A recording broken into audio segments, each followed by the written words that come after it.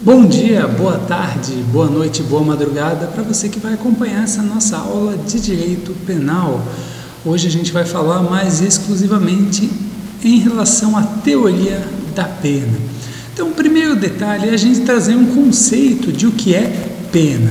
Pena, ela é uma espécie de sanção penal ao lado da medida de segurança. Ela cuida do quê? Ela cuida de uma resposta estatal consistente na privação ou restrição de um bem jurídico. Que bem jurídico? A liberdade. A quem? Ao autor de um fato punível, não atingido, por causa extintiva de punibilidade. Então, presente os três substratos da teoria do crime, ou seja, fato típico, ilicitude e culpabilidade, não existindo qualquer causa extintiva de punibilidade, então o Estado está autorizado a exercer do seu jus puniendi e, através dessa resposta estatal, estabelecer uma sanção penal. A gente tem que voltar um pouquinho no tempo e entender que nem sempre a pena foi como é atualmente. Há alguns anos atrás, nós tínhamos muitos anos atrás, nós tínhamos o período da fase da vingança privada, que era basicamente uma ideia de teoria retribucionista pura. O que era a fase da vingança privada? A gente está falando de uma época em que as pessoas elas viviam em clãs, em tribos, lá muito atrás ainda do que a gente chamava de direito dos povos sem escrita. Então lá o que acontecia? Quando um crime era cometido, ocorria uma reação da vítima, dos parentes e até do grupo social, da tribo no caso, que agiam sem qualquer proporção à ofensa, atingindo quem? Atingindo não só o ofensor, como também todo o seu grupo. Quando esse ofensor ele era um membro de um outro clã ou uma outra tribo, todos os povos do grupo acabavam sendo ofendidos, todos os membros do grupo acabavam sendo ofendidos. E aí virava basicamente uma guerra, Porque um grupo ia lá atingir outro grupo, aquele grupo se sentia legitimado a vir e atingir aquele grupo ofensor. E assim um ia até o outro e sem qualquer limite. E foi logo após esse período que começou a surgir esses primeiros progressos nessa vingança privada. E um dos mais conhecidos é o surgimento do talião. Talião que vem da palavra talis, que significa tal. Eu costumo chamar de tal qual. Então, a ofensa ela vai ser retribuída tal qual a praticada. Essa afirmação ela pode parecer meio infundada, se levarmos em conta o que acontece na situação das sociedades hoje. Mas esses institutos eles já representaram um grande avanço no sistema de dosagem da pena. Por quê? Porque ali passou-se a delimitar o castigo, delimitar qual vai ser o máximo que essa retribuição poderá ter. No caso do talião, a limitação, a reação a essa ofensa, ela era a um mal idêntico ao praticado. A famosa frase, olho por olho, dente por dente. Ou seja, aqui o que acontecia? Depois que você exerceu a vingança, acabou, isso não legitima aquele que sofreu a vingança a vir e praticar um novo ato ofensivo. Um dos instrumentos mais conhecidos relacionado a esse período é o Código de Hammurabi, da Babilônia, lá dos aproximadamente o século 18, 19 a.C. Lá reproduz exatamente o talião. Então, temos lá, por exemplo, no parágrafo 196 que diz: se alguém tirar um olho a outro, perderá o próprio olho. Se alguém quebrar um osso a outrem, parta-se-lhe um osso também. Justamente a ideia de uma retribuição pura. Lá no 229 e no 230 diz: se o mestre de obras não construiu a casa e esta caindo mata o proprietário, o construtor será morto. E se for morto o filho do proprietário, será morto o filho do construtor. Então, em uma brincadeira, para ver como era difícil nessa época ser pedreiro, então tinha que tomar muito cuidado em relação a isso. Mas é justamente a ideia, ou seja, caiu a casa, matou o proprietário, o construtor é morto. Morreu o filho do proprietário, morre também o filho do construtor. A ideia é justamente de uma retribuição do mal pelo mal. Esse instituto ele ainda foi visto durante muito tempo. Então, por exemplo, isso está previsto no Pentateuco de Moisés, lá na Bíblia, então século 14, por aí, antes de Cristo.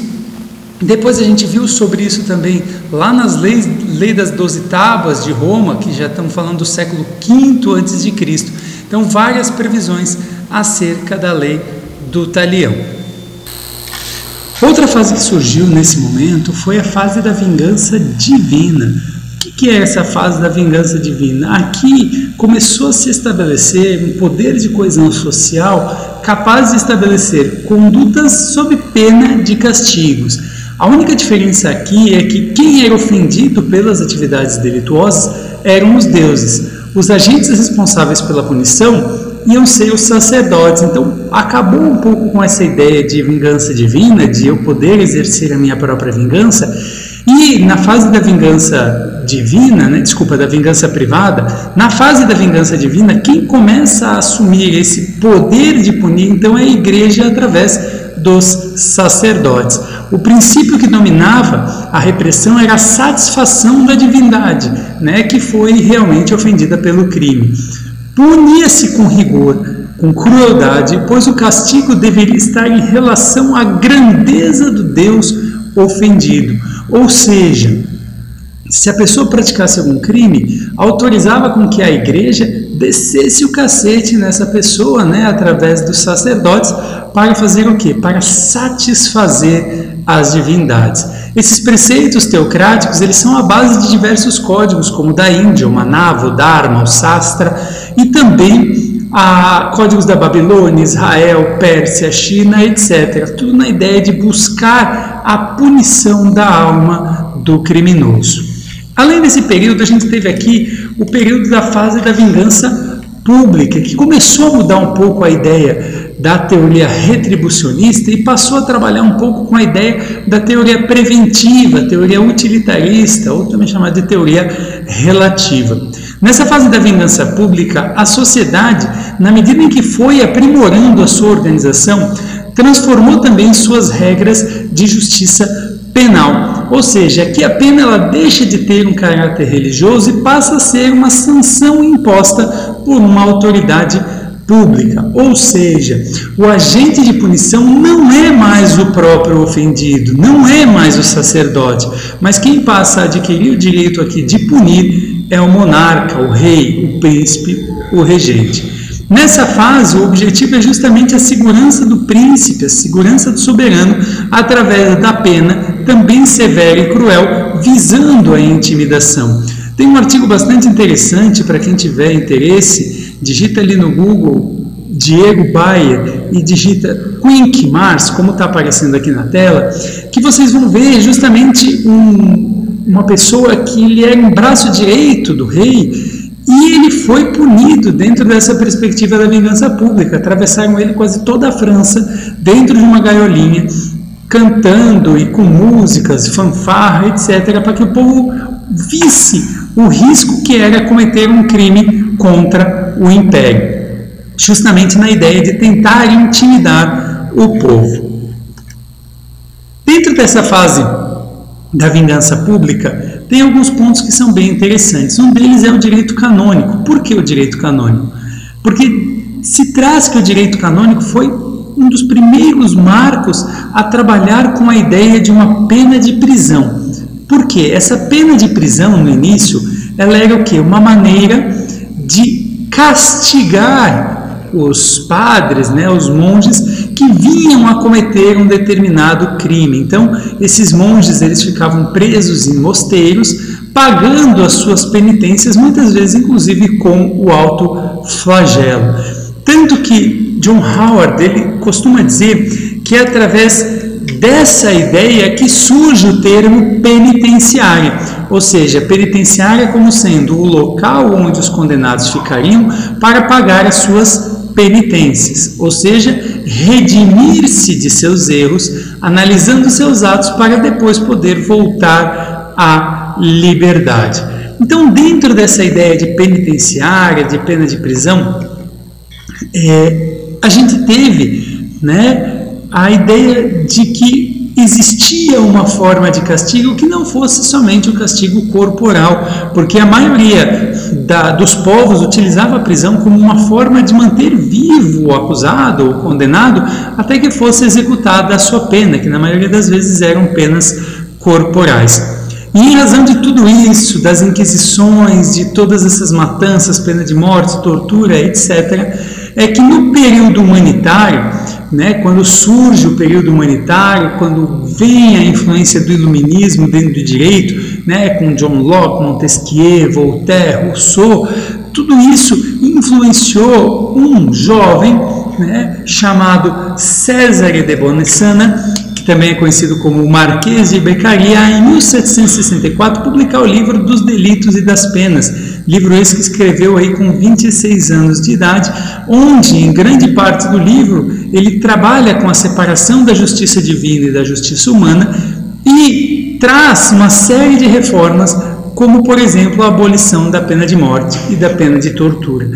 Pode-se dizer que esse livro do Marquês de Beccaria foi um start para que muitas outras pessoas pudessem, então, tomar a coragem para falar a respeito das penas de prisão. E uma dessas pessoas foi Jeremy Bentham. Jeremy Bentham, ele que escreveu a Teoria das Penas e das Recompensas em 1818, né, ele acreditava que a pena ela poderia ser dada através de uma prisão, pois a pena de prisão ela já seria um castigo suficiente para o agressor, afastando então a aplicação da pena de morte. Dentro dessa vertente, ele criou o que ficou conhecido como o panóptico. O panóptico é o quê? É uma figura de projeção, né, no início da fase penitenciária do direito penal, onde ele é um estabelecimento prisional circular, onde todas as celas elas poderiam ser vigiadas pelo diretor, colocado no centro dessa construção. No livro Vigilância Líquida, Bauman, né, Zygmunt Bauman, ele costuma dizer que atualmente a gente vive num panóptico, né, onde a gente é controlado o tempo todo. Né, basta tu sair de um lugar que no teu celular o Google já pergunta, por exemplo, o que você achou daquele local, mesmo muitas vezes o teu celular com a internet desligada. Então, Bauman também dizia que hoje a gente vive num momento que ou a gente está online ou offline, né, então é uma situação que é basicamente um panóptico, né, um programa, um reality show ao vivo onde monitoram todos os nossos passos. Mas esse panóptico aí do Bentham, ele era justamente essa ideia, um presídio de forma circular, como nas fotos que a gente está vendo aqui, e todas vigiadas pelo diretor do presídio.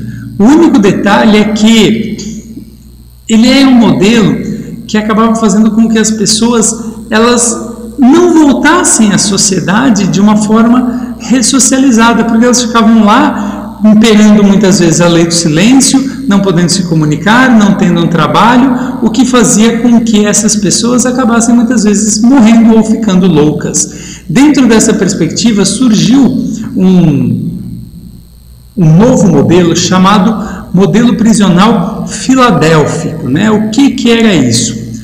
A prisão de Walnut Street, que foi construída na cidade da Filadélfia, ela adotou um sistema que ficou conhecido justamente como sistema filadélfico.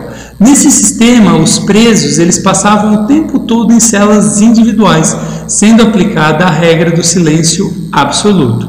Entendi o quê? Entendi que o condenado deveria utilizar esse tempo de prisão para refletir, se arrepender dos seus erros. Então ele tinha um caráter religioso muito acentuado e procurava utilizar a prática do trabalho como instrumento para a reinserção. Esse trabalho que era, né, feito nas próprias celas. Muita gente costuma dizer que seria um regime disciplinar diferenciado, né, como é aplicado aqui no Brasil. Dois modelos aí para que a gente veja, né, a prisão de Walnut Street, na foto aqui que a gente coloca agora, e também um modelo de como seria esse sistema prisional por dentro.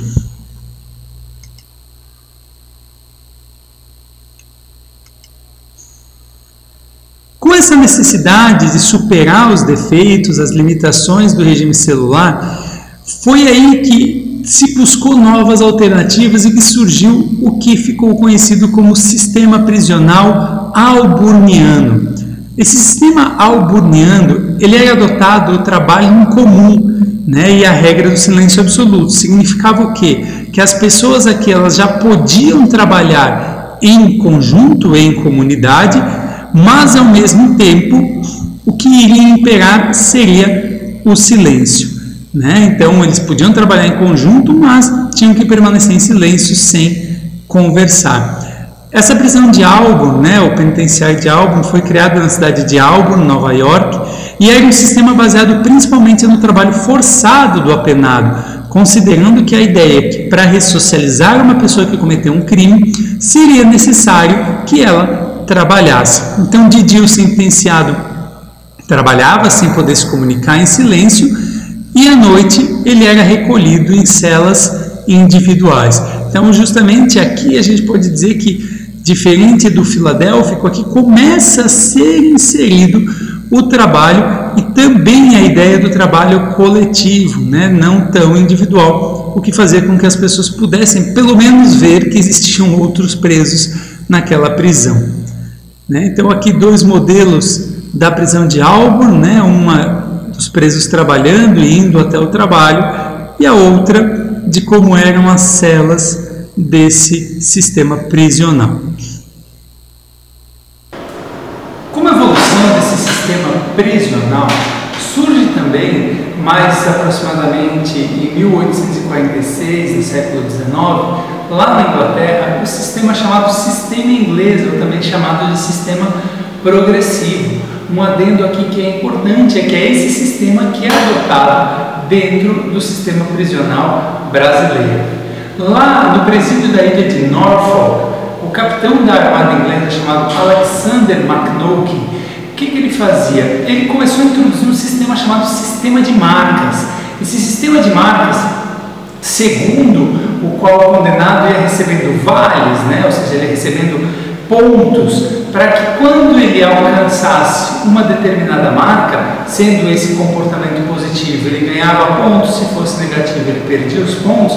Quando ele alcançasse algumas determinadas marcas, ele ia recebendo benefícios, né? Então essa evolução do comportamento ia fazendo com que ele ganhasse algumas regalias que podia chegar até mesmo num livramento condicional. Então, é justamente a ideia que hoje a gente tem aqui no nosso sistema brasileiro, né? Ou seja, a ideia de progressão de regime, um sistema progressivo, que foi aí, então introduzido já em 1846 através do sistema inglês. No Brasil, a pena ela adota o que a gente chama de uma tríplice finalidade: preventiva, retributiva e ressocializadora. Preventiva, por quê? Porque ela é utilitarista. Então, ela tem a preventiva geral, que visa a sociedade, né? Então, proteger a sociedade de um crime, e a preventiva especial, que é o que? Visa o delinquente. Então, ali é justamente fazer com que ele não volte a delinquir após que ele receba aquela pena. De igual forma, a gente tem a retributiva, que também é chamada de absoluta. Então, o que é a retributiva? A ideia de retribuir o mal com o mal, né? Ou seja, a gente vai retribuir o mal causado com o mal. Qual é o mal adotado na legislação brasileira? A privação de liberdade. E temos também a finalidade ressocializadora, que é o que? Reintegrar o condenado ao convívio social, a ideia de ressocializá-lo para que ele possa voltar a integrar a sociedade. Essas penas elas são aplicadas de acordo com certas etapas, né? Essas funções são aplicadas de acordo com certas etapas. Por exemplo, no momento da pena em abstrato, antes de você cometer um crime, a finalidade ela é uma prevenção geral. Essa prevenção geral que pode ser positiva ou uma prevenção geral negativa. Por quê? Negativa porque é a prevenção por intimidação. Então ela procura evitar que o cidadão venha a delinquir novamente. De igual forma, a prevenção geral positiva, que é o quê? Ela busca afirmar a validade da norma desafiada pela conduta criminosa. Então ela vai mostrar que, então beleza, você não vai cumprir, você vai ser punido pela nossa legislação. Em uma segunda etapa, as funções da aplicação vai ser na pena em concreto. Então, nesse caso, ela vai ter as finalidades de retribuição, como a gente disse, o mal pelo mal, e também a prevenção especial, como a gente falou lá, que visa o delinquente. Então, a gente busca evitar que, após que ele cometa um crime, ele volte a cometer um novo crime. Então, busca evitar a reincidência delituosa. E, por fim, ela tem a fase de execução penal, né, que seria a terceira fase em que a gente vai aplicar as funções e as finalidades da pena.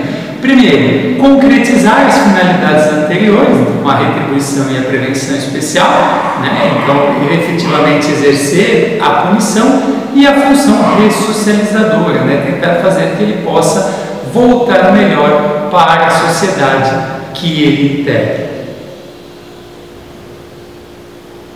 Além disso, é importante a gente saber que o nosso Código Penal, né, ele traz ali toda a parte de dosimetria, toda a parte de aplicação de pena e tudo mais.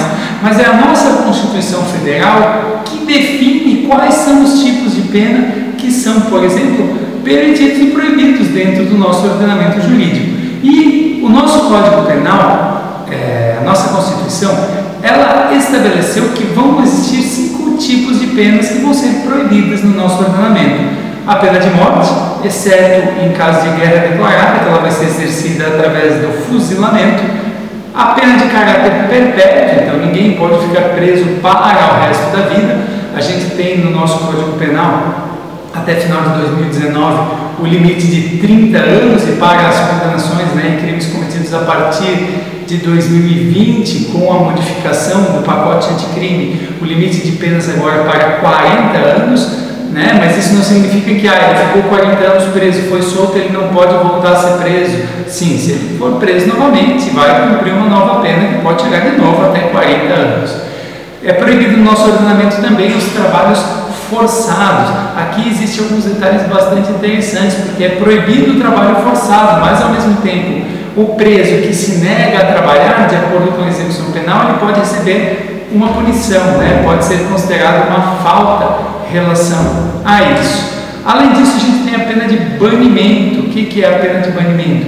Que ele seja banido, excluído de uma determinada cidade, de uma determinada região, de uma determinada profissão, etc. O que também é proibido dentro do nosso ordenamento jurídico. Apesar de que muitas profissões, por exemplo, aplicam essa pena de banimento, mas dentro, pela Constituição, ela é proibida. Então, a maioria dos nossos códigos deontológicos, eles prevêem a possibilidade de uma reabilitação pela pessoa que venha a cometer um crime. E, por fim, uma das outras penas que são proibidas dentro do nosso ordenamento jurídico são as penas cruéis. O que são essas penas cruéis? A pena cruel é justamente uma pena que acabe denegrindo a dignidade daquela pessoa, que afete, né, que não seja uma pena para ressocializar, uma pena para cumprir o mal pelo mal, mas sim, basicamente, a ideia de que você vai receber uma retribuição quase dentro de uma espécie de uma vingança privada, né? Ou seja, você matou alguém, nós vamos com crueldade te matar aos pouquinhos aqui dentro da nossa prisão. Ou seja, o Brasil proíbe, mas o nosso sistema penitenciário, no caos que está, exerce-se diariamente penas cruéis no nosso sistema penitenciário. Vou soltar aqui, junto com esse vídeo, um pedacinho, onde mostra justamente um pouquinho do nosso sistema prisional. A violência é inevitável. Um território em que a polícia precisa negociar e não tem o comando.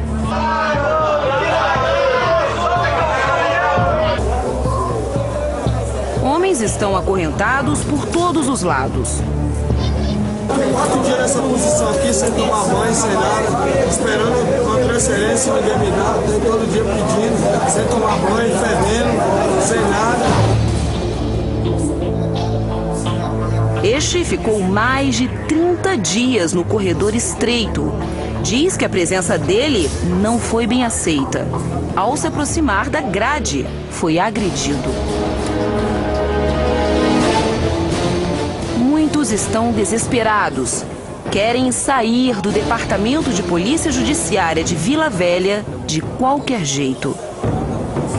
Qualquer lugar, menos aqui nessa cadeia. Qualquer cadeia, me tira daqui desse lugar. Não vejo o sol, não vejo nada. Tem preso que tem um ano aqui dentro que não viu o sol ainda. Não tem banho de sol, não tem nada. O jovem descansa embaixo de um banco de concreto. Não esboça muitas reações. Parece estar sofrendo. Foi baleado e passou por uma cirurgia. Ainda está com a roupa do hospital e mostra a cicatriz na barriga. Corre o risco de pegar uma infecção.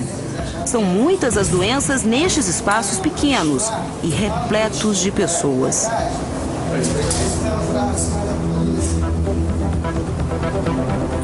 Os principais problemas acontecem na pele. Isso é abscesso. Fogo nos órgãos genitais também. Tá cheio de furu. Já tomou algum remédio? Era algum remédio? Era anti-inflamatório, mas mesmo assim continuou assim, ó. Isso aqui, ó, dá no corpo de muita gente aí direto. Falta estrutura, falta higiene. 300 homens dividem um único banheiro. Não tomam banho. Vários não conseguem nem chegar perto. Só um banheiro para dar necessidade. Às vezes vai ter que usar essa própria vasilha. Essa própria vasilha aqui para nós usar. Jogar na sacola fora. Dentro da delegacia, o almoço é deixado na frente da cela. Os presos distribuem as marmitas que estão na caixa. Os que ficam mais no fundo têm mais dificuldades. O que tem de comida hoje?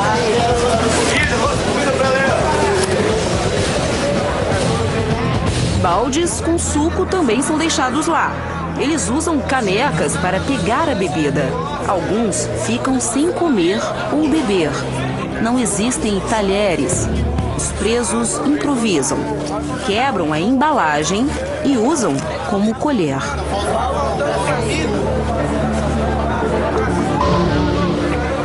Olha as condições disso aí, como é que tá, ó. Olha a sujeira, isso aí, ó. Não tira mais pra limpar isso aí, ó.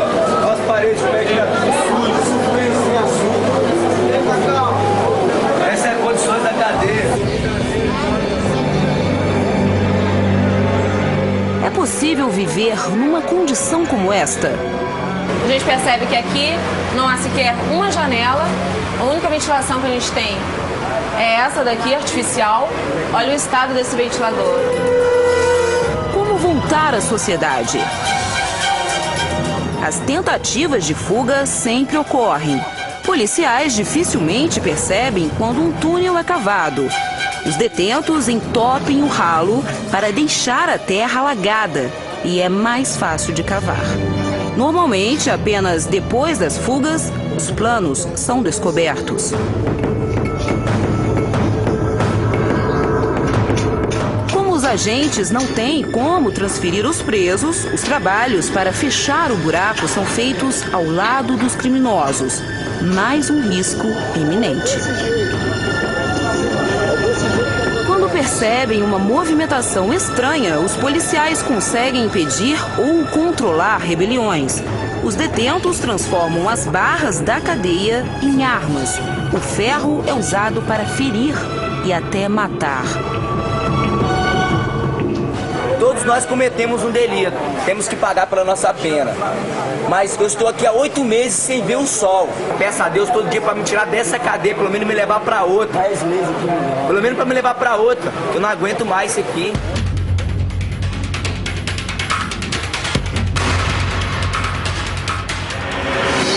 Viana, Espírito Santo. Uma cidade pequena com pouco mais de 60 mil habitantes. Nossa equipe está prestes a entrar num local assustador. Com uma câmera escondida, registramos cenas chocantes. Um presídio que é definido como inferno.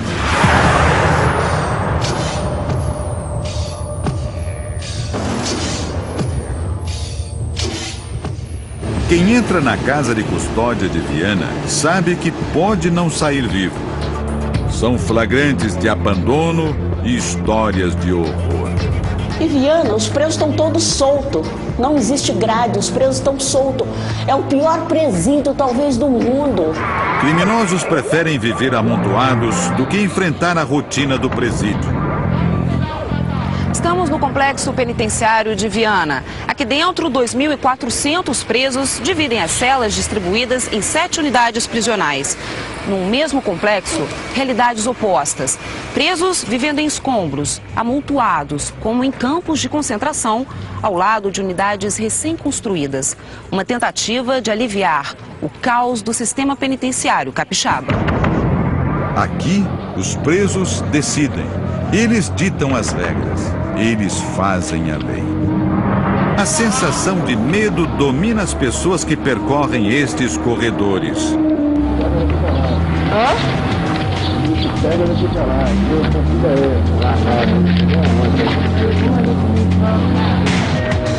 O número de agentes penitenciários é insuficiente.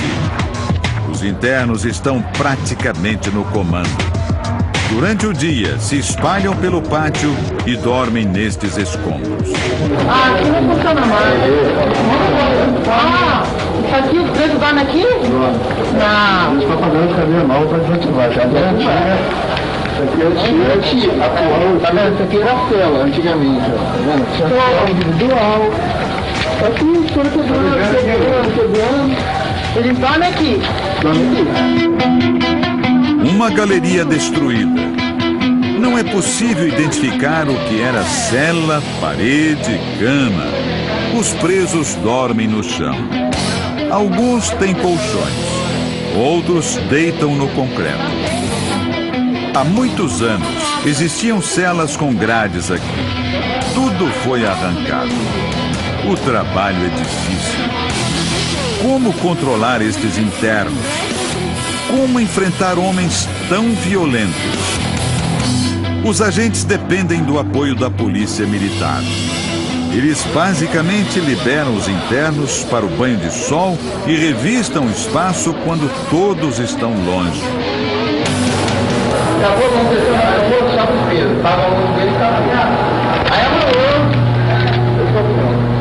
Não, mas quem abre os presos descerem? Durante uma vistoria, um buraco foi descoberto. O homem, no canto do vídeo, trabalha para fechar a passagem que iria virar rota de fuga.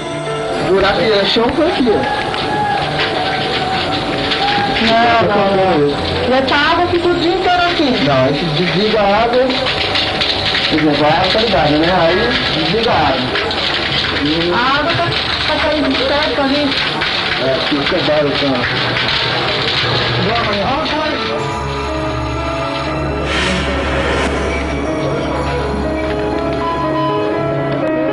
Este homem precisou ser isolado. Que situação, hein?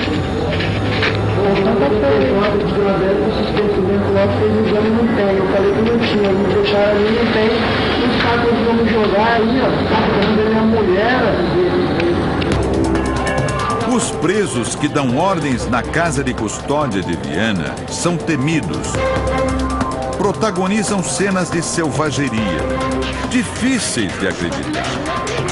10 homens foram esquartejados dentro do presídio em 2 anos. Este agente penitenciário não quer se identificar. A vida dele se tornou um pesadelo depois de trabalhar na casa de custódia de Viana. Além disso, é importante a gente conhecer um pouquinho em relação aos princípios que são aplicados à pena, né, dentro dessa perspectiva da teoria da pena. Um dos primeiros princípios é o princípio da legalidade. O nosso código ele prevê lá no artigo 1º, dizendo que não há crime sem lei anterior que o defina, nem pena sem prévia combinação legal. Ou seja, para que haja uma pena, para que seja determinada uma pena para um determinado indivíduo, ela tem que estar prevista na legislação, ela não pode ser criada, ela não pode ser inventada, ela tem que estar expressamente prevista em lei. De igual forma, o princípio da personalidade ou intransmissibilidade da pena. Isso significa o quê? Que eu fui condenado a uma pena de 20 anos, tenho 4 filhos, morri. Posso pegar esses 20 anos, colocar no inventário e dividir para os 4 filhos, cada um cumprir 5 anos? Não, não posso. A pena ela é intransmissível. Aqui a gente tem que tomar cuidado quando se fala em relação, por exemplo, a apenas relacionar, além da pena corporal, que venha acrescida, por exemplo, de penas de indenização, multa, etc. Por quê? Porque a Constituição ela prevê que a intransmissibilidade ela é da pena corporal, ou seja, se essa pessoa que morreu deixou herdeiros e deixou bens, dinheiro para esses herdeiros, essas multas, indenizações, elas podem ser executadas na medida dos bens deixados pelo falecido, né, pelo condenado falecido. Ou seja, não posso fazer com que os herdeiros paguem pelo erro da pessoa que faleceu, mas o que essa pessoa que faleceu, o que ela deixou, vai sim poder sanar as dívidas relacionadas a essas indenizações e multas. Em relação à multa, a gente tem alguns tribunais que já entenderam de forma diversa, dizendo que, em razão do princípio da intransmissibilidade da pena, a multa não caberia, mas as indenizações está ali previsto na nossa Constituição Federal essa possibilidade. Além disso, a gente tem o princípio da individualização da pena. O que significa isso? Significa que uma pena ela não pode ser dada de forma geral, genérica para todos os acusados de um determinado crime. Ela tem que ser individualizada. Por quê? Porque a conduta é única. Então a gente tem que analisar no passo a passo da dosimetria da pena, na primeira fase das circunstâncias judiciais, na segunda fase das atenuantes e agravantes, na terceira fase das causas de aumento e diminuição, justamente as situações previstas para saber se eu vou ter coisas diferentes entre um acusado ou outro. Então, essa individualização ela tem que ser feita, porque cada um responde na medida de sua culpabilidade. Então, tem que se analisar individualmente cada um dos acusados para se estabelecer uma sanção penal. De igual forma, existe o princípio da proporcionalidade. O que é isso? Essa pena, ela em regra, a gente tem algumas penas que, por exemplo, vai ser penas de 1 ano, 2 anos, mas a maioria dos nossos crimes previstos, eles têm penas proporcionais, ou seja, com mínimo e máximo. Justamente para quê? Para que o juiz, na hora de fazer a dosimetria da pena, ele possa utilizar dessa proporcionalidade e regular aí em relação ao crime mais brando e o crime mais grave. Ou seja, essa pessoa ela cometeu um crime, essa pena vai de 1 a 5 anos. Vamos então jogar na dosimetria da pena, passando por cada fase, para ver se dentro dessa proporcionalidade ela vai ficar no mínimo ou se ela vai ficar maior do que o mínimo legal. E um dos nossos últimos princípios aí é o princípio da proibição da pena indigna e da humanização das penas. Esse princípio, baseado aí no Pacto de São José da Costa Rica, também na nossa própria Constituição, que prevê aí a dignidade da pessoa humana, ele trabalha justamente com a ideia de que a pessoa que está lá presa, ela não está lá presa para ser castigada, que ela sofra os flagelos, mas sim que ela seja privada da liberdade e, com isso, perceba o mal que ela fez e reflita o crime que ela cometeu. A gente sabe que muitos presos, às vezes, não vão ressocializar, não vão refletir sobre o que fez, mas grande parte, esses dias preso, faz com que ele tenha uma percepção diferente e não queira voltar para aquele local, justamente dentro de uma perspectiva que a gente falou lá das finalidades da pena, mas que essa pena seja cumprida de forma humana, forma digna, o que certamente não é respeitado na maioria dos sistemas prisionais brasileiros.